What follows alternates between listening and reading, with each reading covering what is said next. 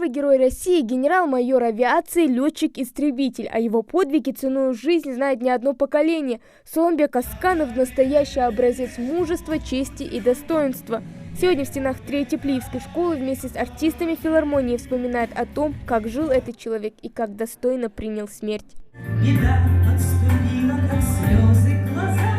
Однажды в полете, однажды в полете, однажды в полете мотор отказал. История его жизни коротка, но полна героизма. 7 февраля 1992 года во время тренировочного полета в самолете, за штурвалом которого сидел генерал-майор Асканов, отказалась система управления. МиГ-29 падал. Но даже в абсолютно безнадежной ситуации у пилота был шанс выжить, катапультироваться. Но он выбрал другой сценарий. Асканову удалось осуществить сложный маневр и увести самолет от жилых домов. Боевая машина рухнула в 50 метрах от крайнего дома в Липецкой области. Кто-то ушел, кто-то пришел на нашу многострадальную грешную землю. Интересно, растет ли трава на том поле, которое стало местом гибели Суланбека? Наверное, да. Говорят, время лечит, но и сегодня, как 31 год назад, наворачиваются слезы, когда мы говорим о безвременной гибели Асканова Суланбека. Безвременной, но не бесполезной.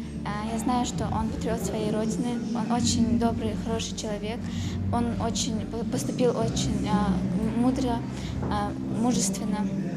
Я горжусь этим человеком, я горжусь, что он ингуш. Родился Суланбек Сусаркулович 8 января 1943 году. Через год семью депортировали в Казахстан и лишь в 1957 году вернулись в родное Плиево. Несмотря на трудности и лишения в детстве, мальчик вырос добрым и честным человеком. Об этом рассказывает его старший брат, который сегодня в числе почетных гостей.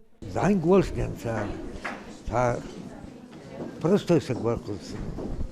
Шейхамон, дезиш, сонда дуас хан дуата, доудами, есть хане, издатор, нисваниш компания, самоувезиш, сон сказать, есть валор, куда асан, валор асан, а дяр алишницы будете, хукам отдаться гуал, сумма кишт, но ости везиш вот. После 8 лет обучения юный Суланбек поступает в Грозненское железнодорожное училище. Там и определяется со своей профессией. Сумма дина училище дешер, а сейрен вечерней школе дешер. Здесь авиан так. Нефтяная вагоя, отец изягаш, лелыш, а соль ваш вахитри летный вагор здесь. Навоян, отец изягаш, здесь спортсумники. Уже после он стал настоящим специалистом, обучал и воспитывал будущих воздушных асов и сам освоил все известные на то время модели военных самолетов, выполнил норматив мастера спорта СССР на реактивных самолетах. Небо он любил. С того героического подвига прошел 31 год. Проведение этих мероприятий ежегодно – это первоначально отдать дань уважения погибшему человеку, который погиб, защищая простой народ.